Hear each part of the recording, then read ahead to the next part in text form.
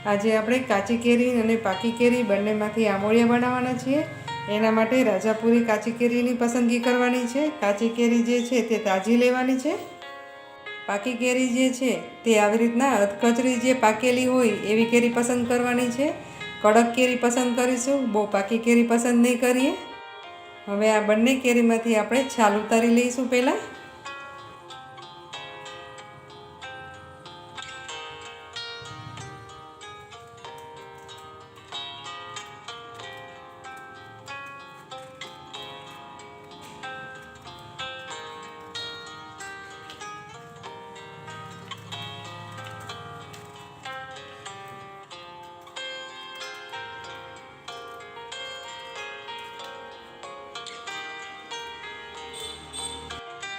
કાચી અને પાકી બંને કેરીની છાલ ઉતારી લીધેલી છે। હવે આપણે એને લાંબા લાંબા પીસ કરી લઈશું। આના પહેલાં આપણે લાંબા પીસ કરી લઈએ।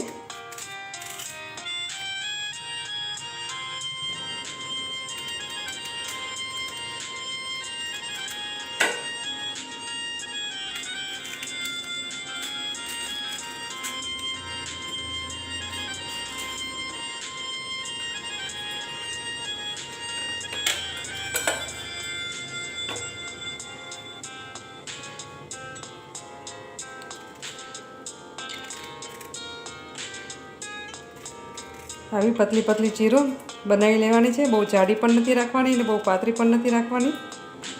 આવી ચીરો આપણે તૈયાર કરી લઈએ। પહેલાં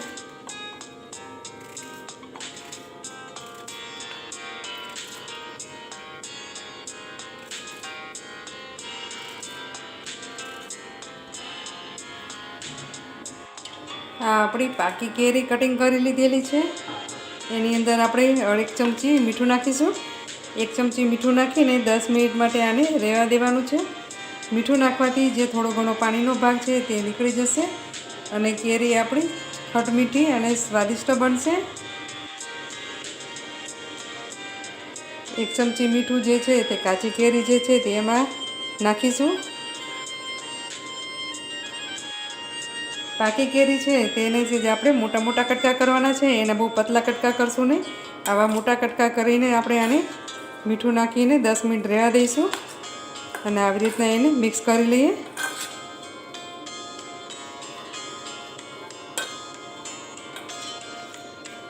મીઠાવાળી કેરી સુકવવાથી તે લાંબા સમય સુધી પણ રહે છે।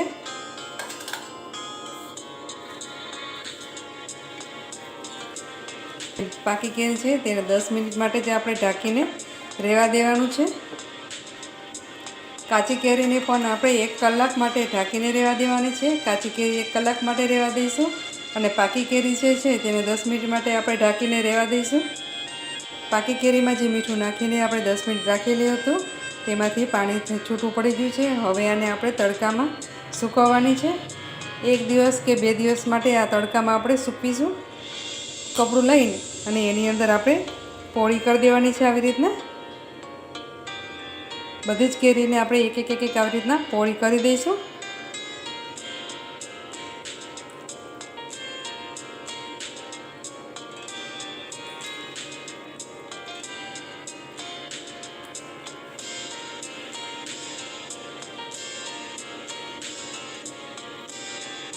કાચી કેરીને 1 કલાક થઈ ગઈ છે। હવે આને પણ આપણે તડકામાં સૂકવી દઈશું।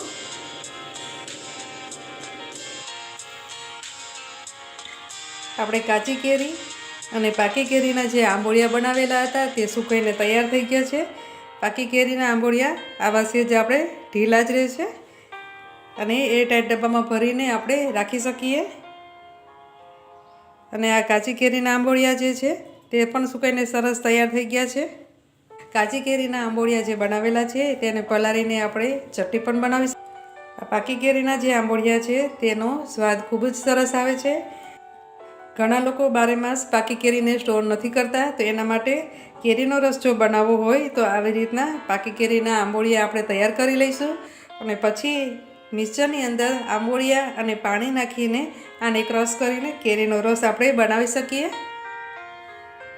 આ આપણા કાચી કેરી અને પાકી કેરીના આંબોળિયા તૈયાર થઈ ગયા છે।